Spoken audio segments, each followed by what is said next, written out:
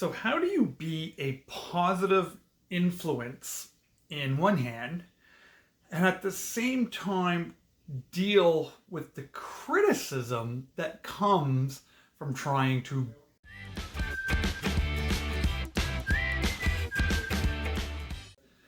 Hey there, everybody, it's Rev Kev. Welcome back to the channel. Thank you so much to all my new subscribers. Almost there at that magic monetization number, and it really means the world to me that you're all here a part of the community. As a regular part of the channel, I like to do something on Wednesdays. I haven't done it much over the last few weeks just because of everything gearing up with work at the church in the fall. But I like to do something called Wisdom Wednesday. And I like to talk about this because so often in life we know what we should do. We have the knowledge of what we should do, but we don't do it. See, and that's the difference between wisdom and knowledge. Knowledge is knowing what you should do. Wisdom is actually putting it into practice, actually making it a part of your life. And one of the things that I've been reflecting on this week is the topic of being a positive influence.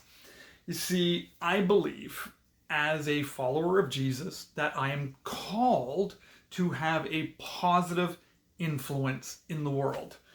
And the Bible's the Bible's quite clear on how we're called to do that, right? Living quiet and peaceful lives that people would notice that and notice there's something different about the way you respond to different things.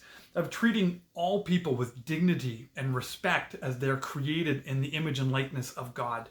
To live out the fruit of the Spirit by the power of the Holy Spirit in our lives, where there would be joy and peace and patience and long suffering and self-control in all the things that we deal with.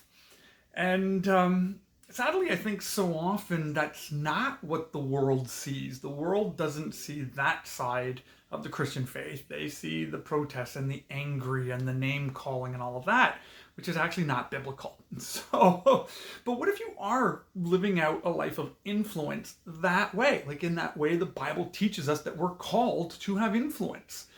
Well, that doesn't mean critics aren't going to come. Like one of the verses I love comes from 1 Corinthians, where the Apostle Paul talks about living his life on display. He's talking about like there's this big procession, and he's talking about like when the Roman army would come back to Rome after conquering another nation, and there'd be all the generals and all the soldiers would come marching through, and at the very, very back were the slaves, the people who were captured by the Roman Empire. And Paul says, we're the slaves. Like, as followers of Jesus, as the apostles, as people, as the Christians, you're the slave, and you're being brought through this parade where everyone sees you and everyone mocks you that you've been captured. But Paul says, no, that's a position not of, servitude and slavery, but it's a position that we're going to be put on display for all the world to see. And so when you live a life of putting yourself on display, when you live in such a way that you want that to have a positive impact in the world, you will draw criticism. It's inevitable. So there's two ways that you and I could respond. We could not be a positive influence. We could turn around and say, yeah, no, too hard, not worth it, I can't handle this, I don't have the stomach for it, and I'm done. Or we could use wisdom. We could use wisdom on how you and I respond to the criticism that will come. So two things I just want to kind of quickly talk about. What do you do with criticism? The first is using wisdom to understand and ask yourself the question, where does this criticism come from? Where does this criticism come from? What I have found here on my YouTube channel, on my Twitter page, on my social media page, that most criticism comes from strangers. People I've never met, people I do not know, people that I will probably never meet. It's just the nature of the internet, and it's the nature of these algorithms, it's the nature of trolling, and there's lots of money to make online in being crusty and crabby and negative and attacking.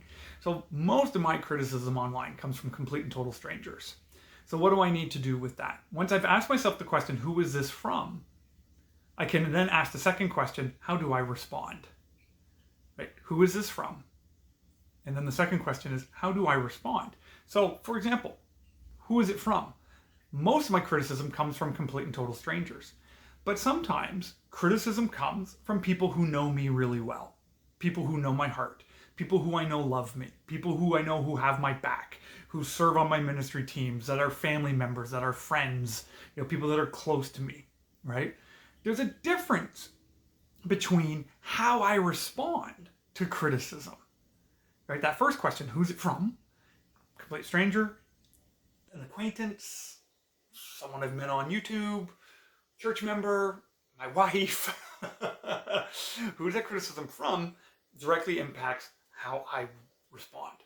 You see, the criticism from a stranger, it's ignored. Honestly, it's, hey, thank you so much for your comment, be blessed. And that's the end of the conversation for me, because I got to guard my heart on this. I can't defend myself against every single stranger as I'm living my life on display, right? Sometimes when the criticism comes from someone who's not a stranger, but they're not really, really close, well, I'm actually open to talking about it and engaging in a dialogue. But I use wisdom in that dialogue. And I actually get this wisdom from the teachings in the Bible. There's a letter that the Apostle Paul wrote to a pastor named Titus. He wrote this letter to this pastor in order to teach this pastor how to teach his congregation. And in Titus chapter 3, Paul instructs pastors to stop engaging so much with divisive people who want to argue over every little point about the law or traditions or genealogies or how to do ministry or how to respond to COVID. Doesn't talk about COVID in the Bible, but you can unpack that way. All these things that we want to argue about, right? Paul says, talk about it once, talk about it twice, and then have nothing to do with that conversation anymore. Because Paul actually says in Titus 3 that conversation is useless and unproductive.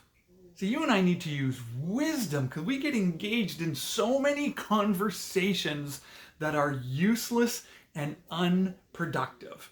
You don't push aside, you don't ignore that person, because there might be something valid in the criticism, so you have a conversation. Using the fruit of the Spirit in love, in joy, in peace, in humility, in long-suffering, in patience, all of those things, self-control, right? But you do it once, you do it again, and then you say, you know what, we've already talked about this. My opinion's not changed, your opinion's not changed. We're going to agree to disagree, and we're going to move on, and that's okay. But then sometimes you get that third category of person where this is someone who's really close, who's really tight, who knows your heart, gives you some criticism. And how do you respond to it? With humility. Humility trumps everything. One of my mentors is a guy named Patrick Morley. He wrote a famous Christian book called The Man in the Mirror, and had the opportunity to meet him down in Florida a few times in the early parts of my Christian faith. And he said this in one of his talks once. He said, even if you're right, you're wrong if you're not humble. Even if you're right, you're wrong if you're not humble. And that statement has stuck with me for 20 years. Because so often we're right and we just want to hit, we want to convince everybody that we're right. Even among people that we love, even among people that we care for, whether it's in our business or in our church or in our family, we want to punch, we want to hit. No, we need a wisdom shows us humility is the way to respond. Because even if you're right, you're wrong if you're not humble. And so that's what I wanted to talk a little bit about today, because I think it's so crucial. Living our lives on display, and social media has given us amazing ways to do that, to put our lives on display, but it automatically opens the door to critics. And so we need to guard our hearts. Don't just run out there with your emotions and punching and defending using your emotions. Let's use a little bit of wisdom so that we can evaluate, ask the question, who is the critic and how do I respond? So hopefully you found that helpful and useful in whatever area of your life that this could bless today. And again, thank you so much for being a part of the community here on my YouTube channel. It really means the world to me. Merchandise is now available for my Rev It Up DDPY fitness program. So there's a link in the description below if you want to pick up some merchandise. This actually goes into the into some of the ministry stuff that we're doing and some of the community stuff that I'm building right now. And I'm going to have a video explaining all of that in the next few weeks. So until the next video, God bless you. And remember, use some wisdom more and more in your life. God bless.